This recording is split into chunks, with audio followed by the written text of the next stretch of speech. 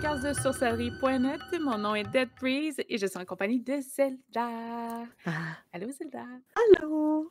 Donc, c'est une suite parce qu'évidemment, là, quand on fait des podcasts sur les créatures, c'est toujours un peu long. Donc, Toujours. vous avez la deuxième partie, puis on vous laisse avec la deuxième partie maintenant. Par la suite, on a, des créatures, donc c'est sûr qu'on a déjà vu. Il y a, par exemple, dans le folklore japonais, toujours l'obake. Hem, donc c'est, Mhm. les obake, il inclut les tanuki, des ratons laveurs, des ebi, serpents, mujina, blaireaux. Je m'amuse avec les noms japonais, là. Les Bakeneko, qui est des chats, des Okami, loups, puis des Tsuchigumo, qui est des araignées. En fait, ils sont des illusionnistes malins, puis ils font des apparitions fantomatiques aux monstres terrifiants et prédateurs. En gros, parfois sous ces attributs-là, euh, il y a beaucoup tu sais, sous ces attributs-là, il est dans un obake, des fois, il y a l'esprit renard qui est, ça tu dois dû entendre parler du kitsune, là. Mhm. Le kitsune, c'est comme un esprit renard qui rentre un peu là-dedans dans les métamorphes animaux surnaturels obake. En fait, les kitsune sont sages puis bienveillants. D'autres sont méchants ou malicieux. Mais le kitsune, en fait, pourquoi que je dis que vous les avez déjà vus dans le folklore japonais ou dans les séries, c'est qu'ils ont l'air de renards bien ordinaires, mais ils ont plusieurs queues, beaucoup de queues, au maximum de 9. Puis plus qu'un kitsune a de queues, plus il est vieux et puissant. Selon quelques contes, il y a juste un kitsune qui est âgé de 1000 ans qui a 9 queues. Donc, quand même, puis on dit qu'un kitsune qui a vécu plus de 100 ans est capable de prendre forme humaine. Donc, c'est vraiment des créatures quand même assez magnifiques, dois-je le dire. Et on dit aussi que, tu sais, dans le Japon médiéval, par exemple, on pensait que toute jeune femme qui était rencontrée seule au crépuscule pouvait être une kitsune. Euh, on les voyait souvent parce qu'ils sont incapables de cacher leur queue. Ça fait quand même OK. bizarre de voir une femme à queue, donc c'est Assez. c'était Un un peu. peu, légèrement. Mais des fois, un kitsune il y en avait qui étaient démoniaques, puis pouvaient posséder des êtres humains, puis les rendre fous. Donc, il Mm. pénétrait les jeunes femmes par ses ongles ou à travers ses seins. Donc la femme, elle commence à ressembler de plus en plus à un renard, puis montre un appétit vorace. Elle peut courir tout nue dans les rues en criant, aboyer comme un renard ou écumer de la rage. Donc, dans plusieurs contes aussi, on dit que les kitsune génèrent le feu à partir de leur queue, courbent le temps et l'espace, deviennent invisibles et se métamorphosent en d'autres choses effrayantes comme un arbre gigantesque ou une seconde lune dans le ciel. Les kitsune monstrueux se comportent comme des vampires ou des succubes en se nourrissant de la force vitale des OK. êtres vivants à travers le contact sexuel. Un type de vampire assez différent, disons-le. Mais je sais aussi qu'il disait que c'était. Attends, je l'ai peut-être là, mais à une certaine époque, que c'était un animal qui était familier aux humains aussi, là. Fait que c'est pour ça qu'il y a beaucoup, beaucoup de pouvoir attaché au kitsune. Oui. Euh, Par la suite, moi, j'ai les apsaras qui sont dans la mythologie hindoue et bouddhique. C'est un esprit féminin des nuages et des eaux. En fait, les apsaras, c'est les servantes d'Indra, qui est souveraine des demi-dieux. Euh,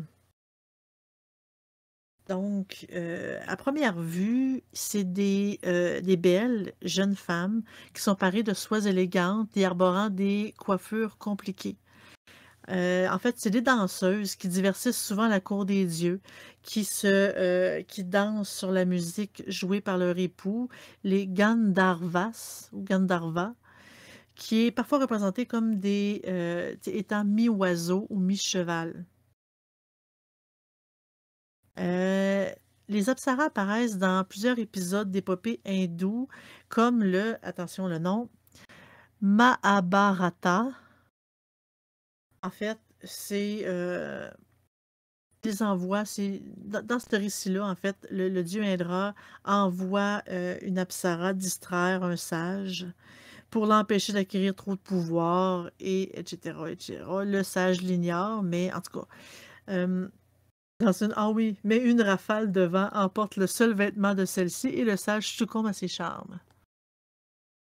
C'est le C'est quasiment pratique. quasiment. Par la suite, dans les dernières créatures que moi j'ai à vous présenter, il y a, c'est dans la mythologie hindoue, il y a les devas ou les devas. En tout cas, c'est des créatures c'est des demi-dieux c'est de la nature en fait. Ils contrôlent diverses forces de la nature comme le feu, le vent, l'air, le tonnerre, la mer. Il y a beaucoup on les voit beaucoup ces créatures-là dans l'art hindou. Je m'excuse, j'ai bâillé. On les voit beaucoup ces créatures-là dans l'art hindou, où ils sont habituellement représentés comme des héros ou des êtres humains extrêmement beaux, parfois munis de plusieurs bras ou de plusieurs têtes, ou avec des traits d'animaux. En gros, c'est comme les Devas, c'est l'équivalent des anges, de la mythologie juive, judéo-chrétienne. Mmh. C'est comme les anges, en fait. Ils sont là, ils combattent, ils ont un combat perpétuel contre le mal, les Asuras, en fait, qui est les démons. Donc il y en a plusieurs tu sais, un que le Vayu, qui est le devant de l'air et des vents, le Agni, celui du feu, le Ushas, qui est, celui de l'aube, le Chandra, qui est le devant de la lune et cetera. Donc il y en a vraiment beaucoup, beaucoup, beaucoup, mais ils ont toutes leur, description, comme les anges en fait, qu'on connaît. Ils ont chacune une particularité, ben, eux aussi et dont certains même leur apparence est quand même assez, différent. Il y en a que c'est des jolies femmes, joliment parées qui se promènent, d'autres, il y en a un qui a 7 langues et des dents pointues en or. Donc, c'est vraiment des créatures qui sont toutes différentes les unes des autres et ils ont vraiment des caractéristiques très précises, des pouvoirs très précis.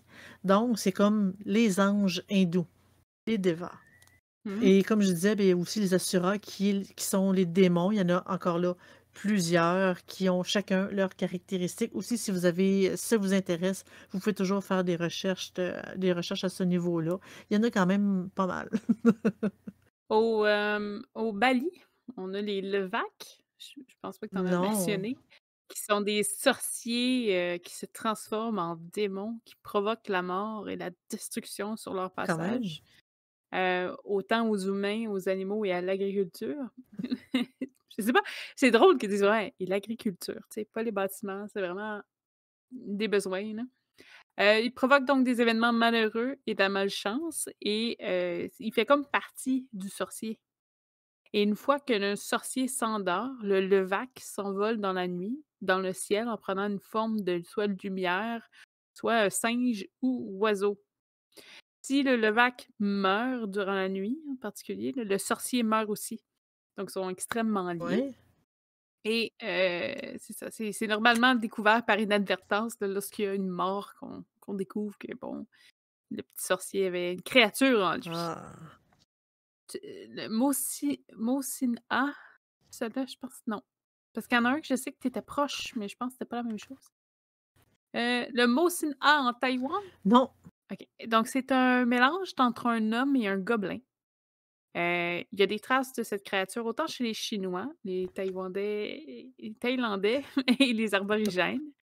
La créature ajoute des tours aux humains et spécialement aux enfants et aux personnes âgées. Donc lui, Et spécialisé, là. il vise un petit peu ceux que oui, il vise ceux qui sont peut-être un petit peu plus lents, là. Je sais que les enfants, c'est parce que c'est pas le même type de réflexion, là, mais un de ses tours favoris, c'est d'attirer une personne au rebord d'une montagne, aux abords là, des montagnes ou des collines parce que c'est là qu'ils habitent et leur faire perdre leur chemin.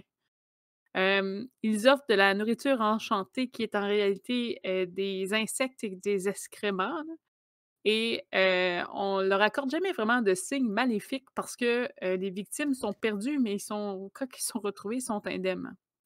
C'est plus des Donc joueurs de tours, en fait. la seule chose oui, exactement, les personnes ne sont pas blessées suite à leur rencontre, sont peut-être un peu troublées, mais pas blessées et ils ont peur des sons lourds et forts. C'est ce qui les fait fuir. Je vais j'essaie juste de faire le lien parce qu'il y en a que tu as parlé, tu sais, veux pas, j'avais un orang pendek en Indonésie, que c'était une créature humanoïde qui habite les forêts des îles de Sumatra.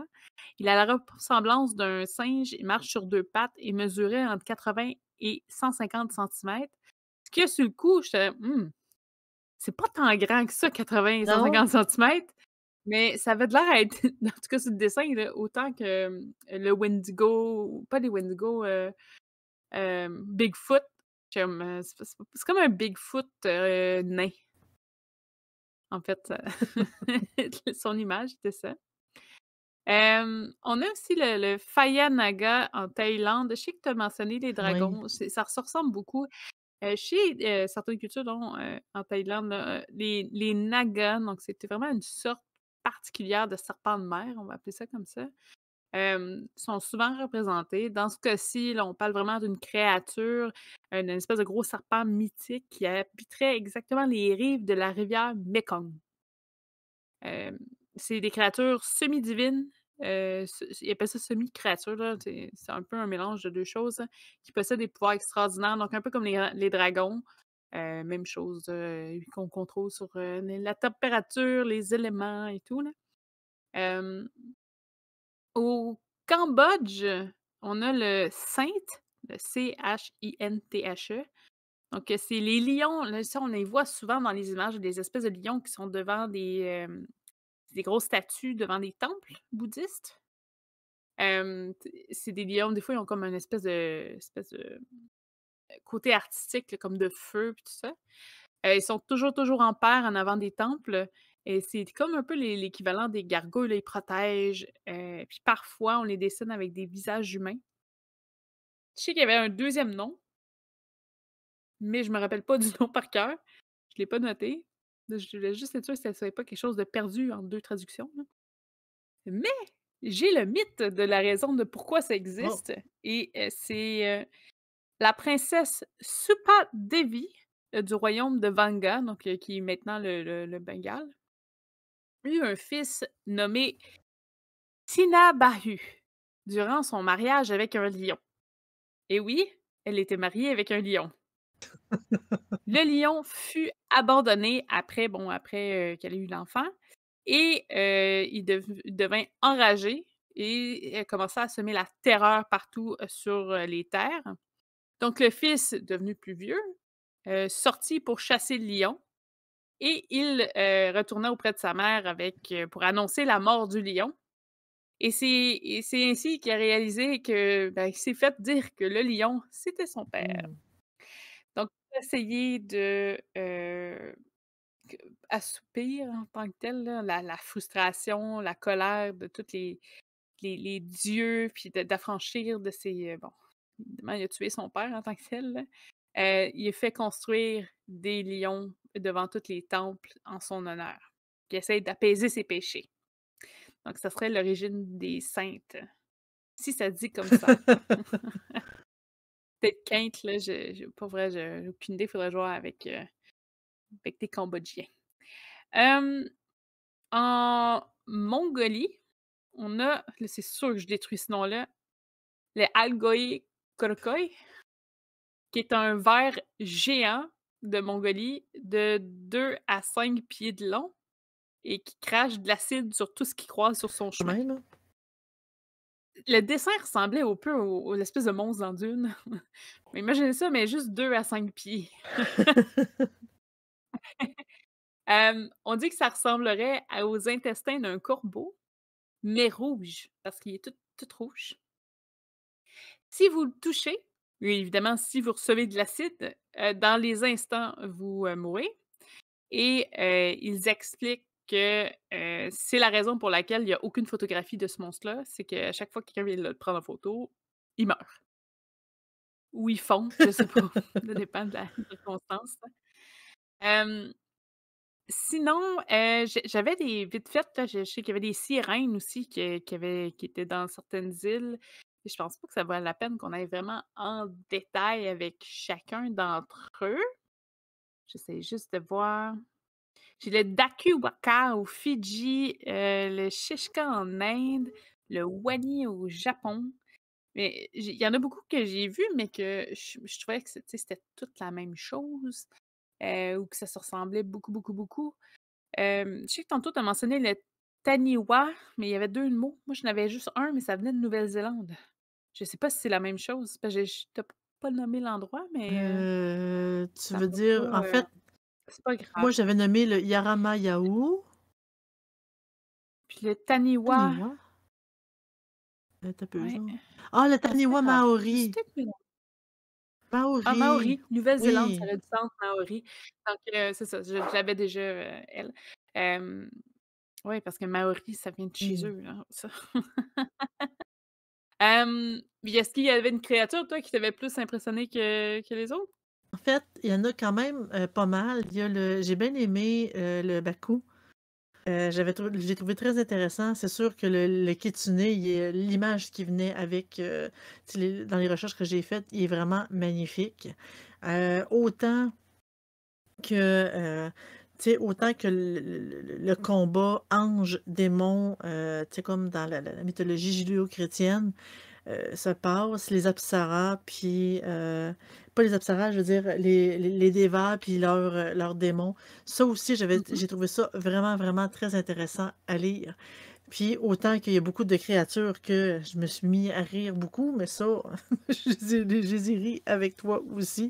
Il y en a qui sont quand même très étranges comme créatures et il y en a tellement, tellement, tellement, évidemment, il a fallu faire, un tri, Un tri. mais il y en a vraiment beaucoup. Je te dirais ce que j'aime beaucoup, puis on va le voir souvent chez les en général chez, les asiatiques, là, leur histoire puis leur mythe d'origine, là, mais leurs monstres ont pas peur d'être dégueulasses. Je sais pas, c'est c'est Trop spécial, c'est là. normal, mais, dans leur mythe de la création ou dans justement les histoires qu'ils vont raconter, au niveau des kami ou des divinités, ils vont souvent faire des actes pour un peu essayer de leur, pas de les rendre moins, divins, mais un peu plus comme nous.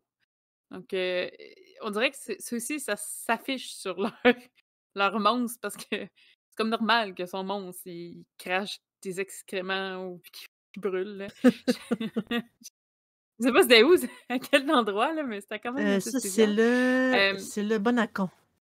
au début ah ouais. Hem, Personnellement, mais là, je suis en train d'apprendre beaucoup, beaucoup, ben, j'essaie d'apprendre le japonais puis tout ça, mais le leurs créatures, là, je trouve qu'ils ont tellement un sens profond. Les yokai c'est comme un espèce de groupe de monstres en tant que tel, parce qu'il y a des yokai dans Oui, tout. Les kami, je sais que c'est pas vraiment des créatures parce qu'on est vraiment plus dans le côté divin, mais le principe des kami fait en sorte que leurs monstres à côté, sont hyper cool. Hem, les kitsune, d'ailleurs là, c'est en tout cas dans ce que moi j'avais lu là, il y avait vraiment, les gens probablement avaient ça comme animaux de compagnie beaucoup, beaucoup plus, à l'époque là, des renards. Il y a des parcs au Japon, puis vous pouvez les voir sur internet là, OK, ça fait fondre le cœur là. C'est des parcs à renards là, c'est juste des renards puis tu pitches des graines, tout ça, puis il y a genre 30 renards qui courent autour, c'est wow, OK, c'est super beau. Mais c'est une créature qui pour eux était, mon Dieu, je pense peut-être aussi fort que les chats pouvaient l'être à l'Égypte, là. C'était vraiment comme une des grosses, grosses, grosses, grosses créatures là qui sont liées à l'homme. Donc pour ça que la kitsune, c'est intéressant parce que c'est vraiment un alliage entre l'homme et l'animal qui, au fil de sa sagesse, parce qu'on le voit qu'il est rusé, toujours le renard, on le voit toujours, à avec ça dans toutes les cultures. Mais là, ils se sont vraiment appropriés, donc je trouve ça génial. J'ai vu beaucoup oui, il y avait beaucoup de trucs de vampires, je les ai pas toutes notées par contre, là. C'est sûr qu'évidemment les dragons, moi je trouve ça joli, mais ça s'arrête là. Je connais rien là-dedans, mais j'aime beaucoup là, le fait, c'est ça, qu'il y a vraiment une morale. Leurs créatures sont là pour une raison, puis, je dis pas que les autres, c'est pas le cas, mais ceux-là, je trouve qu'ils ont vraiment été chercher des trucs qui Beaucoup sortent de l'ordinaire, là. d'imagination. C'est, oui, J'aime beaucoup exactement, la c'est quelque chose mythologie de aussi là-bas parce que c'est très diversifié, très détaillé et aussi ça va un peu avec leur espèce de, tu sais, comme de religion est très il y a beaucoup de morale là-dedans et il faut que tu te tiennes mmh tranquille parce que sinon, bon, il y a telle créature, puis là, ben là, il y a des dragons qui te surveillent, puis si tu fais de quoi de mal, ben, il y a des licornes japonaises qui peuvent te transpercer le cœur avec leurs cornes. Tu sais, il y a vraiment beaucoup de, tu sais, comme tu te tiens tranquille, tu fais ça comme il faut parce qu'il y a une créature qui va venir te chercher. Tu sais, c'est, très moralisatrice, je dirais, mais ils sont vraiment très, très, très intéressantes et de toute façon, on voit leur architecture, puis c'est magnifique. C'est vraiment beau, donc je dirais que les créatures, ça va aussi un peu avec ça. Oui, puis ce qui est, en tout cas dans les trucs asiatiques, là, vous avez tout l'art qu'ils font, les peintures, tout ça, là, généralement, les créatures sont toutes là, c'est Oui. impressionnant, là. Puis, sont souvent fêtés aussi, ils ont des festivals où justement, là, on voit des dragons refaits, au complet en tant que tels qui se promènent, c'est beau, là. Il y en a peut-être un peu moins avec la pandémie qu'il y a eu, mais heu, vous pouvez tout trouver ça sur internet, là, parce que bon, il y a même des danses de de trucs, plus populaires, là, qui ont aucun rapport avec ce qu'on raconte, mais je suis sûre que vous pouvez trouver des festivals où, ils font vraiment que des liens avec ça. Chez les Indiens aussi, là, je veux dire, ils ont vraiment des trucs qui sortent, là, leur divinité, là, ils ont 8 bras, puis, c'est il y a de quoi de, je te dirais pas magique, mais ça sort vraiment du lot versus les elfes ou les gobelins ou ce qu'on va Oui. trouver ailleurs. Je trouve que c'est vraiment comme si quelqu'un avait pris un peu trop de drogue quand il décidait de créer des créatures, fait que je trouve ça vraiment le fun, hein. Sinon, moi, ça fait un petit peu le tour. C'est sûr qu'on vous encourage toujours à, venir nous rejoindre, sur, Discord. Vous pouvez nous parler en direct, bien évidemment. On a un site complet qui est gratuit, donc avec plein d'informations. Donc on vous encourage à aller sur www.sorcellerie.net. On a aussi Facebook si vous voulez être au courant des dernières nouvelles. On est en live stream tous les samedis matins au Québec et après-midi en Europe. Et si jamais vous voulez nous encourager, on a toujours un Patreon là, sur lequel on a divers forfaits qui peuvent nous encourager à poursuivre, à avoir du meilleur matériel aussi, mais qui nous aident là, pour la suite des choses. Je pense que j'ai fait le tour pour cet Oui. épisode-ci. Donc, c'était tout. Merci d'avoir été là avec nous, et on vous souhaite une excellente, semaine. À la prochaine. Bye. Bonne semaine, au revoir.